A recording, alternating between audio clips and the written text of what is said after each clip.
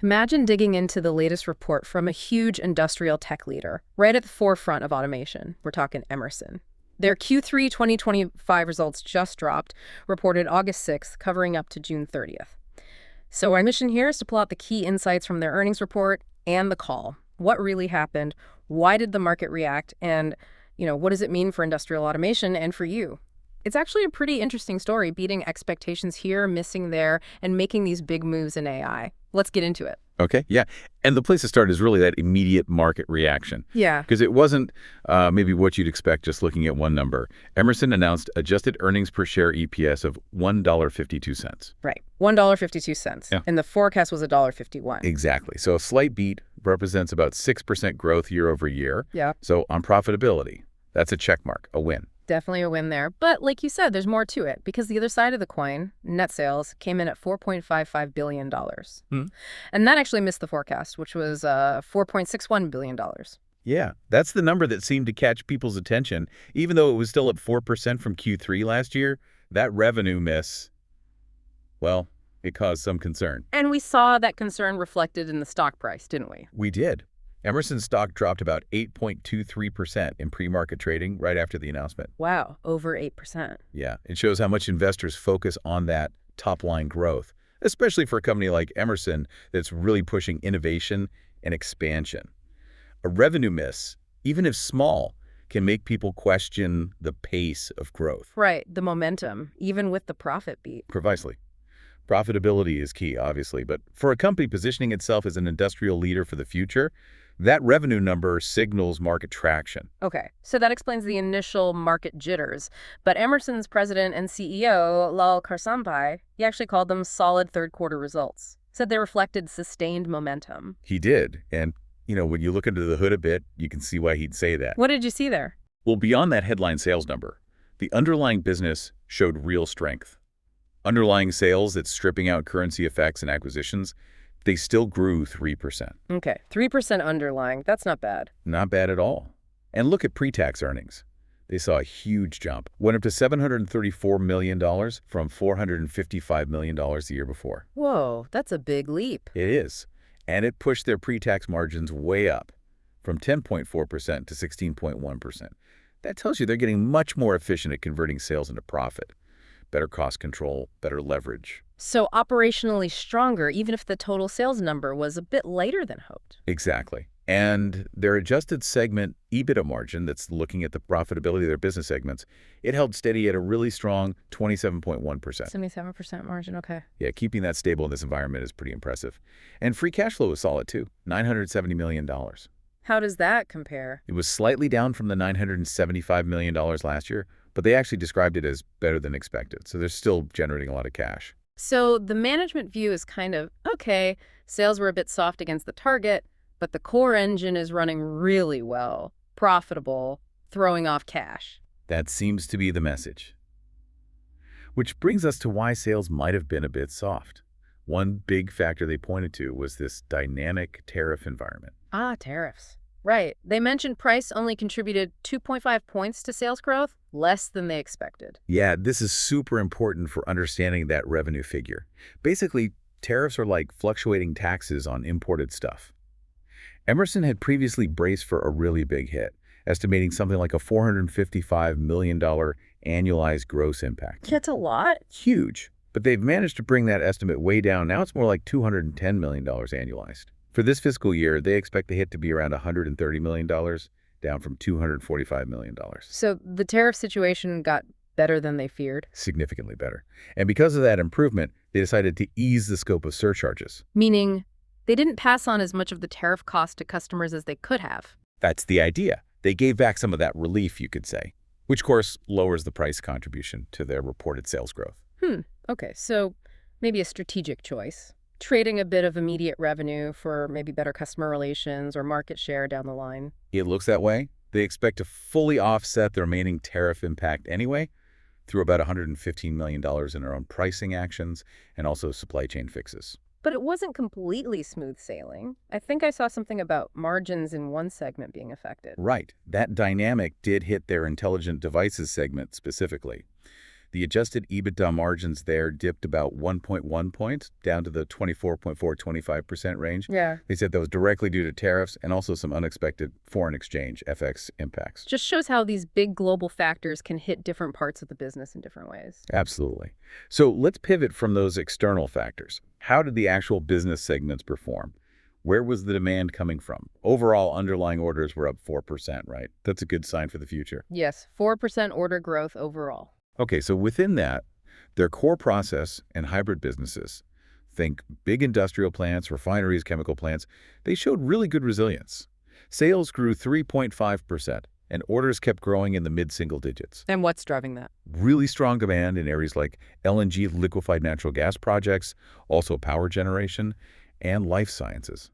These are sectors seeing major investment right now. Makes sense. And wasn't there one business that really stood out? Ovation, I think? Oh yeah, Ovation was on fire. Orders were up an incredible 40% in Q3. 40%. 40%. And they expect over 20% growth for the full year. Wow. What is Ovation and why such huge growth? Ovation is their control system primarily for the power industry. And the growth is coming from a few places. Big new projects, greenfield construction like energy building to new power plants. Right, new builds. Yep.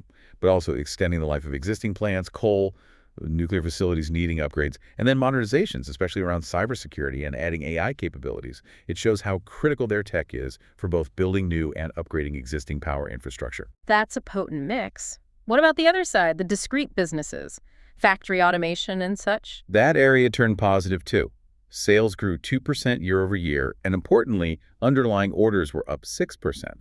So demand is picking up there. And within that, wasn't test and measurement a highlight? Absolutely. Well, T&M was a big driver of the recovery. Orders there jumped 16%. 16%, okay, also very strong. Very strong. And they said it was a very broad-based recovery across different industries, different parts of the world. Asia led, then North America, then Europe. And they feel they're doing better than the market overall. They believe so. They mentioned resetting their commercial focus and launching new products helped. They specifically called out something called the Nigel AI Advisor in their LabVIEW software and a new data acquisition product. So market rebound plus their own initiatives. Interesting. Okay, let's touch on control systems and software. Sales up 2%. That includes Aspen Tech, which they fully acquired back in March. Right. Now, the sales growth there was apparently affected by some lumpiness in deal timing. You know how big software deals can be. They don't always close neatly in one quarter. Sure, that happens. But the key metric for Aspen Tech, its annual contract value, or ACV, that growth remains strong. ACV is basically the value of their recurring subscription contracts. And that's important because Because it signals a predictable recurring revenue stream. Strong ACV growth means customers are sticking around and buying more, which is a really positive long-term sign for their whole software strategy. Got it. And geographically, you mentioned Asia leading the T&M recovery. How did overall sales look by region in Q3? It was a mixed bag. The Americas grew a healthy 7%. Asia, Middle East, and Africa grew 2%. But Europe was actually down 7%. Down 7% in Europe. That's quite a contrast to the Americas. Any thoughts on why? It likely reflects just different economic speeds right now. Europe's industrial recovery in some sectors has been, well, a bit slower compared to the momentum, especially around infrastructure spending, that we're seeing in North America. It's probably more of a macro trend than just an Emerson thing. Okay, that makes sense. But the strong software ACV suggests the underlying subscription business is solid globally, even if quarterly sales bounce around. Exactly. And that software piece leads us right into what Emerson sees as absolutely core to their future. Innovation. The CEO was emphatic. Innovation is integral to Emerson. They're making pivotal steps in industrial software. And it seems like they're really pushing hard on AI specifically, not just talking about it, but launching actual products. Yes, and they highlighted some really concrete examples. The Ovation AI Advisor, they're calling it the first Gen AI Advisor integrated into a control system for power generation. Okay, what does that mean for, say, an operator in a power plant? It means transforming their productivity. Imagine getting real-time AI-driven advice right on your control screen, helping optimize output, maybe spotting potential issues before they become problems. It's about making faster, smarter decisions in a critical environment. That does sound like a potential game changer. And then there was the Nigel AI Advisor in LabVIEW. What's the focus there? Nigel AI is aimed at engineers using their LabVIEW test software. The goal is to cut down the complexity of testing. The AI analyzes code, suggests improvements, helps troubleshoot all using plain language prompts. So like an expert assistant for engineers. Yeah. Think of it as reducing the tedious parts of debugging or complex analysis, freeing up engineers to focus more on design and innovation. It's an efficiency play. Makes sense. They also mentioned a big partnership with Total Energies. Right, a strategic deal to implement Emerson's intimation software as Total Energy's industrial data fabric. Industrial data fabric, what exactly is that? Think of it as creating a unified, high-quality data layer across all of Total Energy's massive, complex operations. It gets all the data from different sensors, machines, systems, speaking the same language, basically. And why is that important for AI? It's foundational. AI models need clean, consistent, accessible data to work effectively. Without that fabric, you're just feeding them garbage. This partnership shows Emerson can build that essential AI infrastructure at scale for a major global player. And the proof is in the pudding, so to speak. How's their overall software business doing? It's clearly gaining traction. Their industrial software ACV, that recurring revenue metric, again, hit $1.5 billion. And that's up a strong 10% year over year. That growth shows these investments are translating into real value and predictable income. Okay, so that's the quarter, the drivers, the tech push.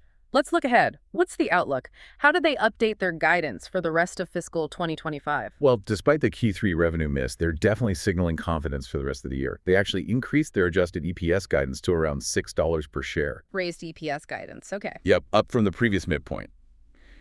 They also boosted their free cash flow expectation to about $3.2 billion for the full year. And even with the Q3 softness, they're still projecting underlying sales growth for the whole year to land around 3.5%. So they expect things to pick up. What about Q4 specifically? They do. For Q4, they expect underlying sales growth to accelerate pretty significantly into the 5–6% range. 5 to 6% growth in Q4. And remember how tariffs hit margins in Q3? They expect that headwind to ease.